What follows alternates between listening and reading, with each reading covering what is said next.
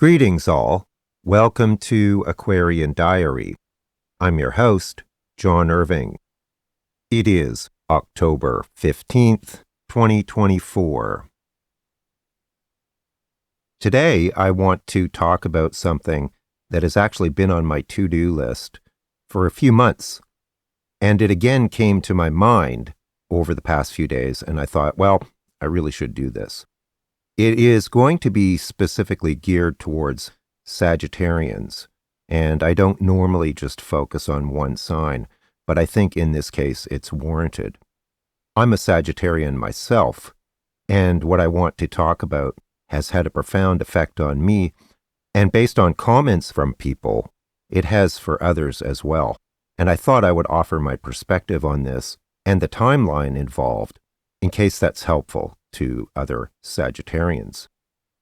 First, though, I want to mention that Sunday night, October 13th, I had another wide-ranging discussion with the wonderful Irish Granny Tarot. We talked about all kinds of things. You may find that interesting. It's almost an hour and 45 minutes long, but if you have time, check it out. I'll put a link in the episode description to that, or you can always find Helen's channel simply by searching for Irish Granny Tarot. She does wonderful work, and her content is very educational as well. Back to the question of what Sagittarians have been going through. And this is not to suggest that other people haven't been going through extended periods that have been really challenging. But like I said, as a Sagittarian, I can speak to this personally. And a lot depends on your own personal natal chart. That has a big effect as well, of course. But generally, what I will describe here is fairly significant in terms of challenging aspects. As usual, I'll be putting dates on the screen. If you're watching this on YouTube, you might want to pay attention to that. The first thing that really came into phase for Sagittarians, and I'm only looking at major multi-year transits here today, was the transit of Pluto through Capricorn, which effectively began in 2008 and is finished on November 19th. Capricorn is the sign adjacent to Sagittarius, so technically there are no major aspects between the two signs. However, Capricorn is ruled by Saturn, and Sagittarius is ruled by Jupiter, of course. Sagittarius is fire, and Capricorn is earth. Well, you can probably see where this is going. And Saturn is further out from Jupiter, so it has a more powerful role or seniority in the scheme of things. And the energies of these two planets are extremely different. So Saturn kind of puts the kibosh on Jupiter. Jupiter is very expansive and considered to be lucky, and Saturn is very constraining and rigid. And so while Pluto was in Capricorn, it was emphasizing the energies of that sign, which in many ways kind of conflict with the core fundamental nature of Jupiter and Sagittarius. And again, that was from 2008 right up until November 19th, 2024. I've talked a lot about this before, and I really disliked the energy of Pluto and Capricorn, just because there was a lot of expressions that I found fundamentally ingratiating. And I knew this before it even happened, that this was going to be a difficult period, but I also knew that I would really enjoy the energies of Pluto and Aquarius, which is what now we're going to be dealing with all the way through 2044. So that's one thing, and that's a big thing. I mean, look at what has been going on in the world during this time. It is just crazy and very disturbing in a lot of ways. Crucially, Capricorn rules the solar second house for Sagittarius. The second house rules our assets and property, our material resources, money, and the things that we value. Pluto, transiting the second house, can of course wreak havoc on financial affairs because a lot of things can be destroyed before they get rebuilt. Generally, what is happening here is that our values, the things that we think are important, are going through a huge purge and transformation.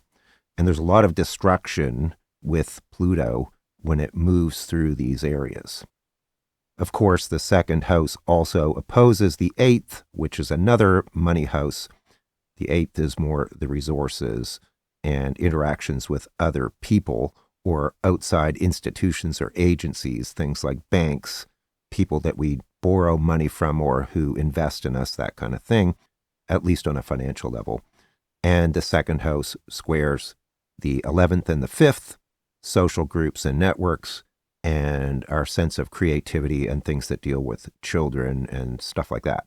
So clearly, Pluto transiting this part of our chart can manifest as a lot of financial challenges for some people. Next, Neptune started transiting Pisces in 2011, and that transit ends in 2026. Now, in my own personal experience, Neptune squares to the Sun can be extremely challenging. They can really zap your vitality and your energy. And Neptune has this kind of dissolving quality. And the squares, in my experience, can be the most frustrating aspects because there's really no resolution to these energies. So when Neptune squares your Sun, for example, it can completely kind of push you down where you have no vitality, very little energy, and many aspects of your identity and reality can kind of dissolve. At the same time, we can have many kind of psychic and intuitive experiences, but we can be very ungrounded and energetically porous. I have talked a lot about Neptune on my channel, and if you just go to my channel page and search for Neptune, you'll find those. I'm not going to reiterate everything I've already said, but trust me, Neptune squares to your Sun can be extremely difficult. There can be a lot of loss and losses involved during this time. Neptune has a very kind of dematerializing energy about it. So Neptune in Pisces squared Sagittarius. If you're early Sagittarius, you went through the hardest aspects of these early on, like back in 2011, 2012. If you're a later Sagittarius, you're probably just experiencing that right now or recently.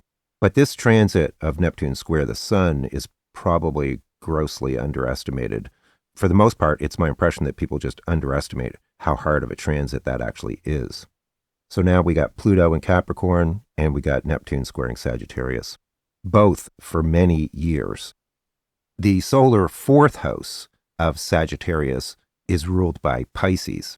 So Neptune transiting the 4th, which also opposes the 10th, which is career, vocation, status, how we fit into the world, the positions that we're elevated into, where we have power and authority and are recognized for our contributions.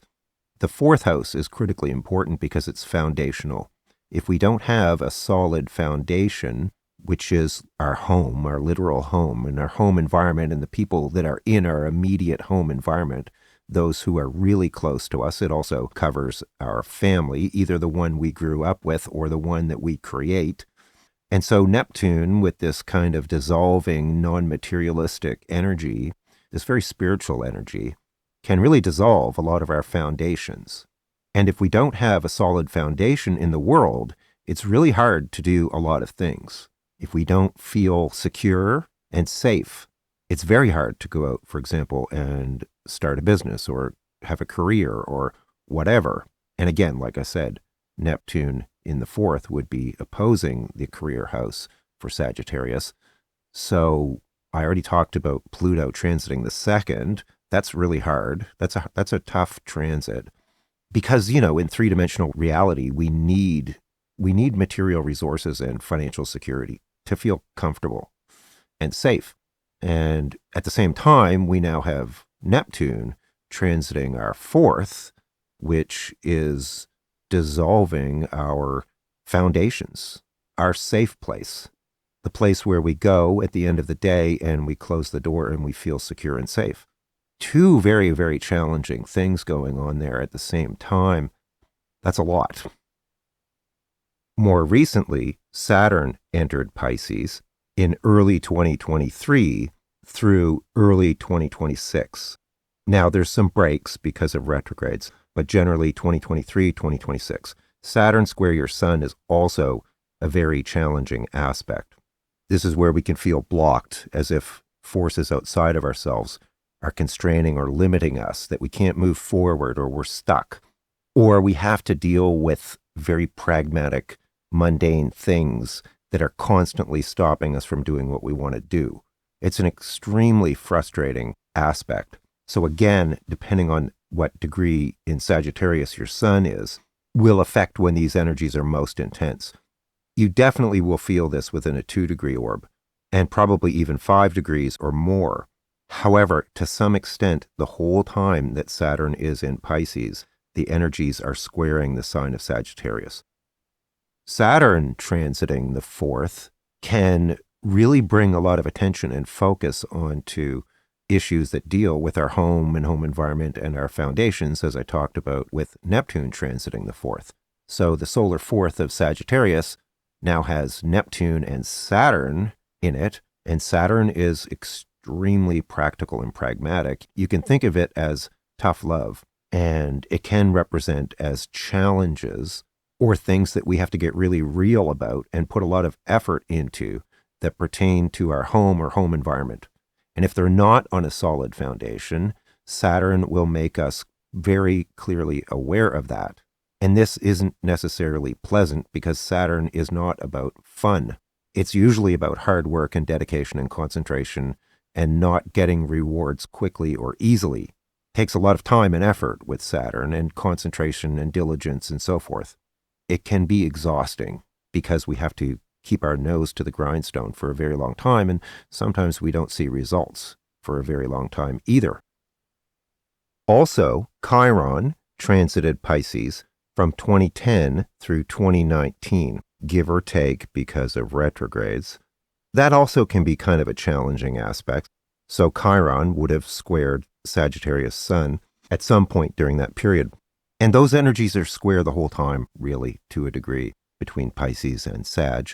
And this can force us to confront or deal with some of our wounding, often that occurred in formative years or even past lives. And Chiron transits can be quite hard because often, in my experience, reality or our daily experiences or interactions will either trigger or mirror our wounding to us. And we can feel helpless or victimized or sad or experience grief and things like that, often justifiably, and also inadequacy.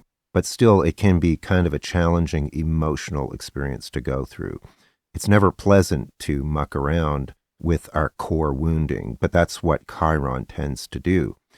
Chiron transiting the 4th can bring up issues relating to our wounding around our family. So a lot of family dynamics and issues and things that we've swept under the rug or glossed over or shadow work that we need to do around those kinds of themes can be brought to our attention in uncomfortable ways. Chiron will, like I said, either trigger us or mirror things to us that reflect and make us aware of our wounding. And let's face it, we'd rather probably not do that most of the time, even if it is beneficial and essential. It's not necessarily pleasant, and it's not necessarily pleasant to feel like you're a victim either, which is also kind of a hallmark of Chiron transits. So you have to remember all of these things are going on simultaneously, and they layer on top of each other. So there were certain times during this decade or more period where there was multiple challenges going on to the sign of Sagittarius. So when we layer on all these things together, and I'm not touching on everything because this is a long period of time, I just want to give people a general sense of when this started and when it ends. We can see that Pluto is moving into Aquarius, which will sextile Sagittarius, so that's more of a positive energy for transformation and change in an easier way. We have to activate the sextile. We have to actually take action and do things to manifest those benefits, but that's not a problem. And then we can see that by early 2026, Neptune and Saturn have moved into Aries, which actually is a trine to the sign of Sagittarius. The trine is the easiest, most positive aspect. So we go from these very challenging squares to a very positive trine. So again, there's retrogrades involved here. So there's periods where we get a break from this. But fundamentally, Sagittarians should be in a much stronger, easier, more positive and beneficial energetic situation come early 2026. You might have some other positive transits along the way that counteract some of these challenging ones. So it's not all constant or steady. It fluctuates. And that again depends on your own natal chart. But I have a natural chart. I have Aries ascendant. So these kinds of transits are kind of amplified for me. And I can speak therefore in broad terms. And I also pay a lot of attention to my own energetic state. So I'm quite aware and on top of these kinds of things. I can feel the shift of energies often from one sign to the next as planets transition and stuff. And I pay a lot of attention to it and I journal a lot. So I'm kind of on top of this. So I want to give you that sense of why this period has been so challenging for a lot of Sagittarians, because we're generally by nature a very optimistic, expansive, kind of jubilant, hopeful people, but we have been being challenged now for many years by some of these transits. And it can get to the point where you just assume that that's how things are. But what I'm suggesting is that this is a phase that will be winding down over the next year and a half or so. I don't happen to have a lot of Geminis that I'm closely involved with these days, but Saturn and Neptune in Pisces also squares Gemini. Gemini doesn't have the same issue with Capricorn that Sagittarians do. So I can't speak for Gemini, but some of what I'm saying may apply to them, although it may have commenced more in the 2011 timeframe. And then, of course, Pisces opposes Virgo, so Saturn and Neptune in Pisces will have presented challenges to Virgo as well. So basically, all of the mutable signs, including Pisces, have to some extent been challenged by some of these major transits. Now, one final thing. Uranus has been transiting Taurus since 2018 and finishes transiting Taurus in April of 2026. This is the solar sixth house for Sagittarius, and the sixth deals with our work and routines and daily habits, but it also deals with health and being of service. And sometimes being of service means that we put others' needs ahead of our own, and we don't necessarily get any immediate personal gratification from it. It's more like a selfless service energy where we have to sacrifice our own ego and desires to serve or to play a role for others. So Uranus transiting this house can raise all kinds of issues around our work, habits and routine, and change them and introduce elements that are uncomfortable or unfamiliar to us. Can also raise health issues.